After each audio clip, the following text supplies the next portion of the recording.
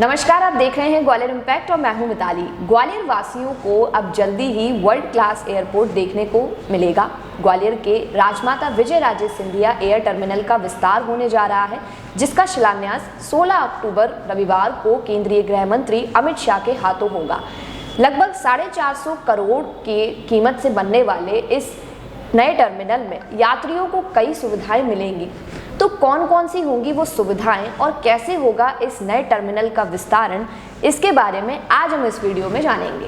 Gwalior airport की कुल ज़मीन 172.6 एकड़ है, जिसमें से 143.2 एकड़ ज़मीन आलू अनुसंधान केंद्र की लीज पर एयरपोर्ट विस्तारण के लिए दी गई है।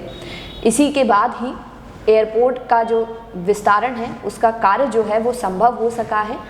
इस नए एयर टर्मिनल की जो बनने वाली बिल्डिंग है ये लगभग 25,000 वर्ग मीटर में तैयार होगी। ऐसा दावा किया जा रहा है कि इस 15 महीने में यानी कि अगले साल तक ये बिल्डिंग पूरी तरह से बनकर तैयार हो जाएगी।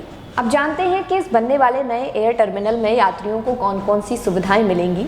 वर्तमान में राजमाता विजयराजे सिंधिया एयरपोर्ट पे अभी 200 यात्रियों के आने जाने की क्षमता है, लेकिन एयरपोर्ट विस्तारण के बाद लगभग 1400 यात्री यहां से आ जा सकेंगे। वहीं इसके अलावा इस नए एयर टर्मिनल में नया एप्रेन भी बनेगा, जिसमें अब 3 की जगह 13 विमान जो हैं वो खड़े हो सकेंगे, जिसमें से 4 विमान छोटे और 9 बड़े विमान होंगे। इसके अलावा यहाँ पे वर्ल्ड क्लास वर्कशॉप भी बनेगा। वही इसके साथ ही यहाँ पर एक सुविधाजनक पार्किंग, टैक्सी वे और साथ ही 3 कैंटीन भी बनाई जाएंगी। पार्किंग जो बनाई जाएगी वो काफ़ी बड़ी बनाई जाएगी, जिसमें लगभग 700 कार की पार्किंग क्षमता होगी। और वही सीवर ट्रीटमेंट प्लांट भी लगाया जाएगा, जो कि लगभग 600 KLD का होगा, जिससे रोज़ लगभग 488 KLD पानी जो है उसको ट्रीट कर उसका यूज़ गार्डन के लिए या फिर किसी अन्य काम में यूज़ करने के लिए किया जाएगा।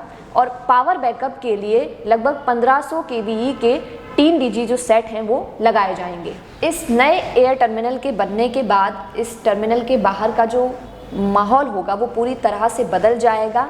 इस टर्मिनल के बाहर निकलते ही यात्रियों को ग्वालियर की विरासत की झलकियां भी दिखाई जाएंगी, जिसके लिए एयरपोर्ट अथॉरिटी ऑफ इंडिया एक स्पेशल मॉडल पर काम भी कर रही है। वहीं इसके अलावा इस एयर टर्मिनल में 4 नए एयर ब्रिज बनाए जा रहे हैं, जिसका इस्तेमाल सीधे टर्मिनल और एप्रेन से जुड़ा होगा। वहीं इससे यात्री जो है वो चेकिंग और बोर्डिंग के बाद सीधा फ्लाइट में प्रवेश कर सकेंगे और फ्लाइट से एयर ब्रिज के थ्रू सीधा टर्मिनल बिल्डिंग में आ सकेंगे। राजमाता विजयराजे सिंधिया एयर टर्मिनल का विस्तारण का जो कार्य है वो लगभग 2 चरणों में पूरा होगा, जिसमें लगभग 450 करोड़ रुपए खर्च किए जाएंगे।